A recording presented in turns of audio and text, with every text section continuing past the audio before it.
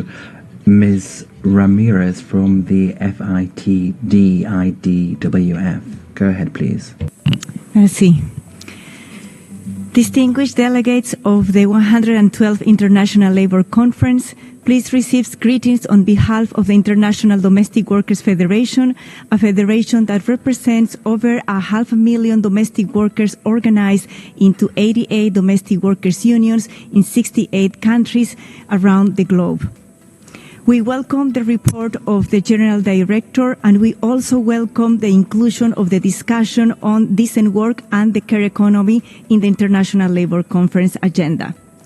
Care is the foundation upon which life exists and is necessary for humans, societies, and economies to function, but it is also crucial for the future of decent work. Care consists both on paid and unpaid. It includes direct and indirect care, as rarely stated in the ILO report on decent work and care economy. The current social organization of care reflects profound inequalities that are rooted in slavery and disenfranchisement of people from the global south. Such inequalities are expressed through differentiation of social and economic status and positions of power that are often used to exploit the labor of racialized women, girls, migrant women, and migrant working in informal employment. The unequal organization of care, it is both a driver and an outcome of poverty and structural inequalities, with implications for the rights and the well-being of those who provide and receive care. Domestic workers are a key pillar of the care economy.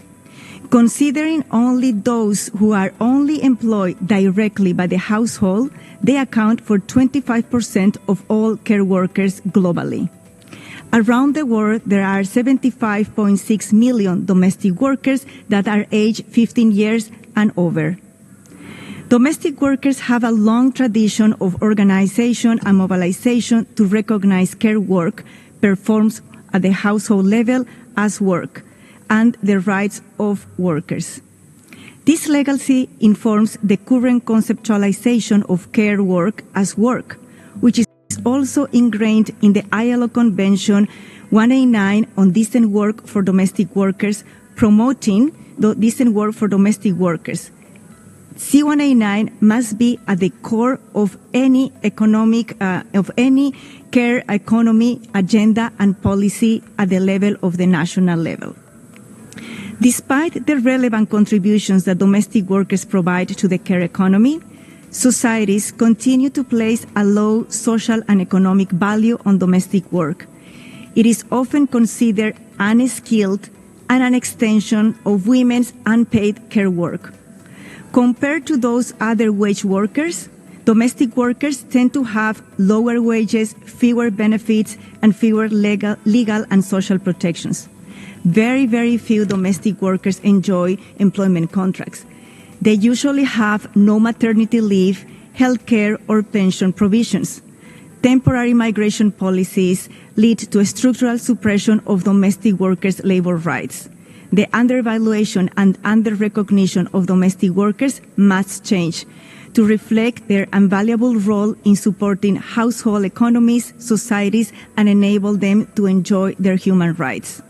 ILO Convention 189 sets the minimum standards for decent work for domestic workers. Only 36 countries have ratified this convention, which reflects how challenging it is to reform the sector. C189 should be recognized as a central pillar of any national care policy.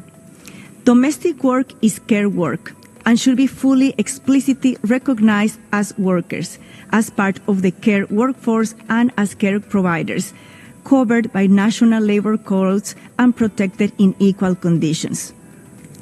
Pathways to domestic workers' formalization should be prioritized, and their skills acquired through either training or experience should be recognized, valued, and fairly remunerated. Care must be seen as a human right. The right to self-care, the right to receive and provide care must be done in conditions that uphold decent working conditions. Care should be recognized as a public good. operating on principles of solidarity, equity, and universality, and the leadership of the state. Rights-based migration pathways should empower and protect domestic workers through open work permits covered by labor and social protection regulations, while offering permanent residency status in the country of destination and family reunification avenues. Bilateral agreements should be based upon C189 decent work on domestic workers standards. Migrant domestic workers should have access to core labor standards such as freedom of association, non-discrimination, occupational health and safety, fair wages, access to justice, mechanisms, and protections from gender-based violence. Finally, the domestic workers thank the leadership of the ILO on the work that has done on care, but is still much work ahead for the office. And the office should continue leading the development of standards on the care economy. We often say in our movement that care work, domestic work, is the work that makes all other work possible.